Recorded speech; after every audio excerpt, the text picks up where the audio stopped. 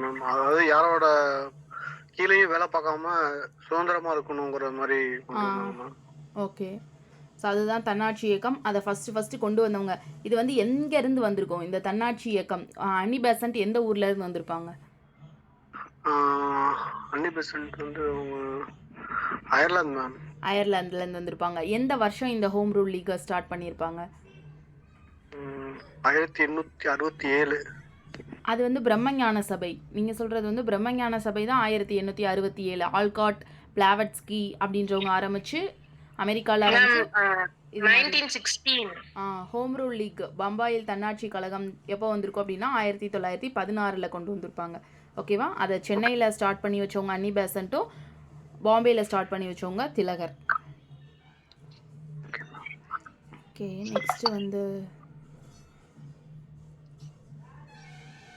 which union territory has its own elected legislative assembly? கீழ்கண்டனவற்றுள் எந்த union பிரதேசம் தனக்கென்று மக்களால் தேர்ந்தெடுக்கப்பட்ட சட்டமன்றம் கொண்டது? சண்டிகர், லக்ஷத்வீப், புதுச்சேரி, டாமன் அண்ட் டையூ. இதில் என்ன ஆன்சர்?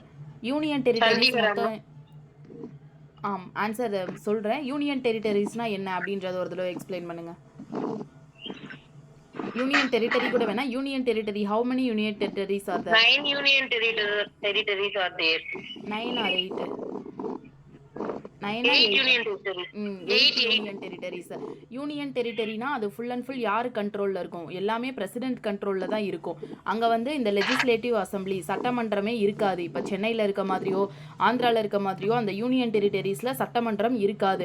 ஆனால் 3 யூனியன் பிரதேசத்தில் மட்டும் அந்த சட்டமன்றங்கள் இருக்குது. அது எந்தெந்த யூனியன் பிரதேசம்னு சொல்லி தான் இதில் கேட்டிருக்காங்க.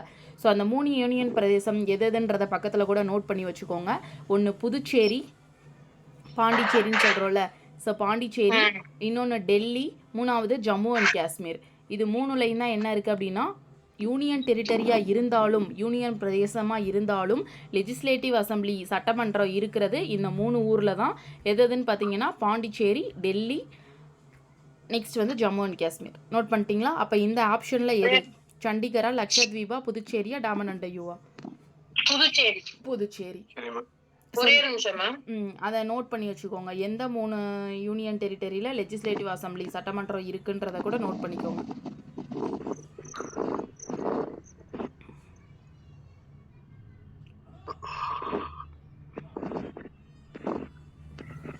மேம் திருப்பி அந்த நேம் மட்டும் சொல்லுங்க. புதுச்சேரி, டெல்லி, ஜம்மு அண்ட் காஷ்மீர். மேம் இப்போ ஜம்மு அண்ட் காஷ்மீர் வந்து 370 படி மாற்றினாங்களே மேம், அப்போ அங்கே மாற்றிருக்குமா மேம்? அங்கே வந்து அதை ஒரு யூனியன் பிரதேசமாக மாற்றினாங்க சார். ஆனால் ஆல்ரெடி அங்கே இருந்திருக்குள்ள சட்டமன்றம், அதை வந்து அப்படியே தான் அங்கே வச்சுக்கிட்டாங்க, சட்டமன்றமாக வச்சுருக்காங்க. ஆனால் அதை பிரிச்சுட்டாங்க. ஒரு மாநிலமாக இருந்ததை 370 படி முன்னாடி என்னென்னா அவங்களுக்குன்னு தனி ஆர்டிக்கல், எல்லாமே அவங்களுக்குன்னு ஒரு தனி சட்டமன்றம், தனி ஒரு சிட்டிசன்ஷிப்பு அந்த மாதிரி வச்சுருந்தாங்க. அரசியல் அமைப்பே அவங்களுக்குன்னு தனியாக தான் வச்சுருந்தாங்க. ஆர்டிக்கல் 370 படி அதை ரத்து பண்ணியிருப்பாங்க. ரத்து பண்ணிவிட்டு ஃபுல் அண்ட் ஃபுல் வந்து இந்தியாவோட சேர்த்துருப்பாங்க. சேர்த்த அப்புறம் தான் ஜம்மு அண்ட் காஷ்மீரையும் லடாக்கையும் தனியாக பிரித்து 2ஐயும் யூனியன் பிரதேசமாக்கியிருப்பாங்க. Okay ma'am. ஸோ அதனால் அதில் இருந்த சட்டமன்றம்லாம் அப்படியே இருக்கு. ஆனால் அது ஒரு யூனியன் டெரிட்டரி.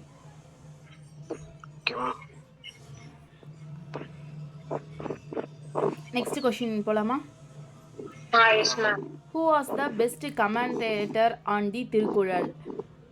திருக்குறள் குறித்த சிறந்த விளக்க உரையினை உருவாக்கியவர் யார்? காளமேக புலவர், அகஸ்தியர், பரிமேலழகர், கம்பர். பரிமேலழகர். இதில் எப்படி ஆப்ஷன் எலிமினேட் பண்ணுவீங்க? பரிமேலழகர் ஆன்சர் கரெக்டு தான். ஆன்சர் எப்படி எலிமினேட் பண்ணுவீங்க? காளமேக புலவர்னு நம்ம யாரை பார்த்துருக்கோம்? அவர் என்ன எழுதியிருக்காரு? அவருக்கு வேறு என்ன பேர் நம்ம பார்த்துருக்கோம்? காளமேக புலவர் வந்து இரட்டரம் எழுதுறது. அவர் இயற்பெயர் வந்து வரதன்.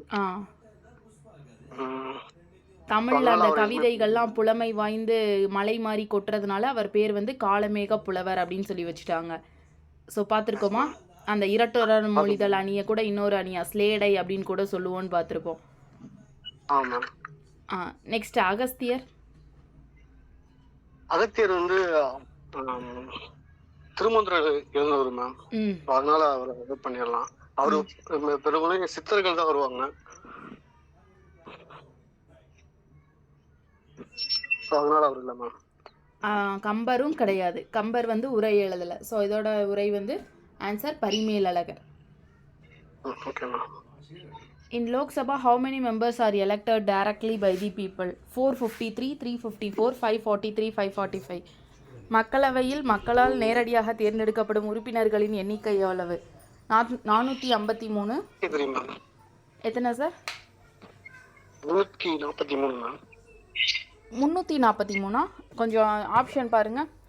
343 இல்லை, 453, 354, 543, 545. திருப்பி क्वेश्चन கேளுங்க. In Lok Sabha, how many members are elected directly by the people?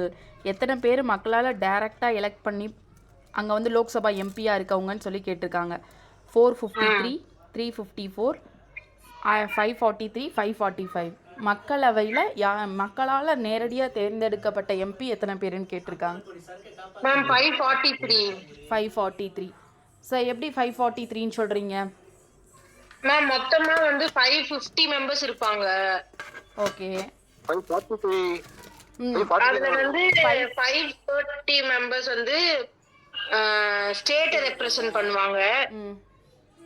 அந்த 20 மெம்பர்ஸ் வந்து யூனியன் டெரிட்டரிஸ் இது பண்ணுவாங்க. 543 தான் வந்து நீங்க பீப்புள்னு சொல்லிருக்கீங்க. நாங்க தனியா எழுதியிருக்கோம் கூட. நோட் பண்ணிருக்கீங்களா? ஸோ இது எப்படி இங்க கேட்டிருக்காங்க அப்படின்னு பாத்தீங்கன்னா,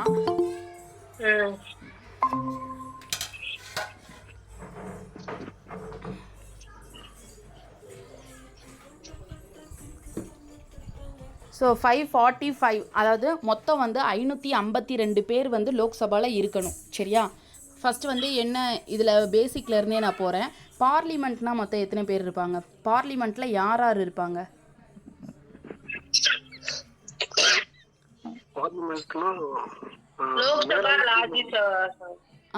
லோக்சபா இருக்கும், ராஜ்யசபா. லோக்சபானா மக்களவை இருப்பாங்க, மாநிலவை எம்பி இருப்பாங்க, நெக்ஸ்ட் பிரசிடென்ட். இது மூணும் சேர்ந்தது தான் பார்லிமெண்ட் அப்படின்னு சொல்லி சொல்கிறோம். ஸோ அதில் வந்து லோக்சபா அப்படின்றது வந்து மக்களால் டைரெக்டாக ஓட்டு போட்டு அனுப்புகிறவங்க தான் லோக்சபாவில் இருக்க எம்பிஸ். ராஜ்யசபாவில் இருக்கவங்க நம்ம ஓட்டு போட்டு அனுப்பியிருப்போம் பார்த்தீங்களா, எம்எல்ஏ, அவங்க ஓட்டு போட்டு அனுப்புகிற எம்பிஸ் தான் யார்? ராஜ்யசபா எம்பிஸ். ஸோ அதில் ராஜ்யசபா வந்து 12 பேர்கிட்ட பிரசிடென்ட் நாமினேட் பண்ணி எலெக்ட் பண்ணுறவங்களும் அதில் இருப்பாங்க. ஸோ ஆனால் இங்கே கேட்டிருக்கிறது வந்து லோக்சபாவில் கேட்டிருக்காங்க. லோக்சபாவில் மொத்தம் 552 எம்பி இருக்கணும். ஆனால் எத்தனை பேர் இருக்காங்கன்னா 545 பேர் தான் இருக்காங்க. அதில் 2 பேர் யாருன்னு பார்த்தீங்கன்னா ஆங்கிலோ இந்தியர்கள் தான் 2 பேர். ஸோ அதனால மக்களால் நேரடியாக தேர்ந்தெடுக்கப்பட்டு அனுப்பப்பட்டவங்க வந்து 543. ஸோ இதுதான் 543 தான் கரெக்டான ஆன்சர். 545 பேர் இருப்பாங்க. அதில் 2 பேர் யாரால் நியமனம் பண்ணுறவங்க அப்படின்னா பிரசிடென்ட்னால நியமனம் பண்ணுற ஆங்கிலோ இந்தியர்கள் 2 பேர்.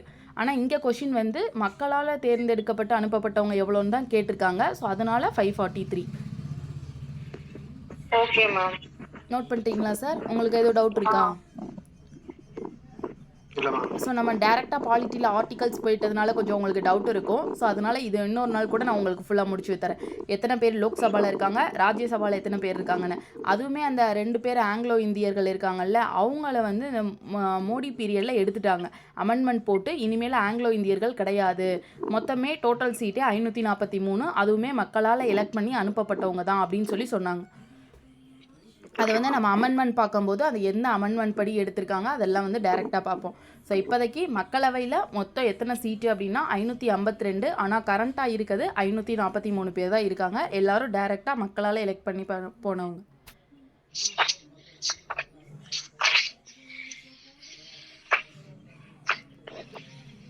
இப்போ அந்த சைடில் கூட நோட் பண்ணி வச்சுக்கோங்க. Which right has been abolished by the 44th Amendment Act 1978? 1978 44வது அரசியலமைப்பு சட்டத்திருத்தத்தின்படி நீக்கப்பட்ட உரிமை எது? Right to freedom of religion, right against exploitation, right to property, right to constitutional remedies. Answer not known. சமய சுதந்திரத்திற்கான உரிமை, சுரண்டலை தடுப்பதற்கான உரிமை, சொத்துரிமை, அரசியலமைப்பு வழி தீர்வுகளுக்கான உரிமை. சொத்துரிமை மேம். சொத்துரிமை. ஓகே. ஸோ இதை வந்து என்ன எப்படி பார்த்துருக்கோம்? மொத்தம் எதனால இதை வந்து அரசியலமைப்புலேருந்து எடுத்திருப்பாங்க? ஃபண்டமெண்டல் ரைட்ஸ் அடிப்படை உரிமையிலேருந்து. அதான் மேம், கவர்மெண்ட் ஏதாவது அவங்களோட தேவைக்கு நிலம் தேவைப்பட்டுச்சுன்னா ம் இந்த இந்த சட்ட ரீதியா வந்து நான் அவங்களுக்கு கண்டிப்பா கொடுக்கணுங்கிற மாதிரி இல்லாம இருந்துச்சு. ஆ So, அதனால அவங்களுக்கு பிரச்சனை இருந்தனால அதை இவங்க வந்து எடுத்துகிட்டு அதை போய் 300 அடிப்படை ஏ உரிமையா ஆர்டிக்கல் 300 ஏல வச்சுருப்பாங்க. ஸோ அதனால சொத்துரிமையை தான் நீக்கப்பட்டிருப்பாங்க. மொரார்ஜி தேசாய் பீரியடில் இதை வந்து என்ன பண்ணியிருப்பாங்க அப்படின்னா ஃபண்டமெண்டல் ரைட்ஸில் இருக்கிறத எடுத்துகிட்டு போய் ஆர்டிக்கல் 300 ஏல வச்சுருப்பாங்க. ஸோ இப்போ அரசியலமைப்பு ஃபண்டமெண்டல் ரைட்ஸில் நம்மளுக்கு ஏதாவது சாட்டிஸ்ஃபை ஆகலை தீர்ப்புனா நம்ம எந்த கேசஸில் எந்த கோர்ட்டில் வந்து அப்பீல் பண்ணலாம் அப்படின்னு சொல்லி போட்டிருப்பாங்க. அதுக்கு என்ன ஆர்டிக்கல் யூஸ் பண்ணுவோம்? இப்போ சுப்ரீம் கோர்ட்டில் நம்ம கேஸ் அப்பீல் பண்ணணும் அப்படின்னா எந்த ஆர்டிக்கல் யூஸ் பண்ணுவோம்? ஹை கோர்ட்டில் அப்பீல் பண்ணணும்னா என்ன ஆர்டிக்கல் யூஸ் பண்ணுவோம்?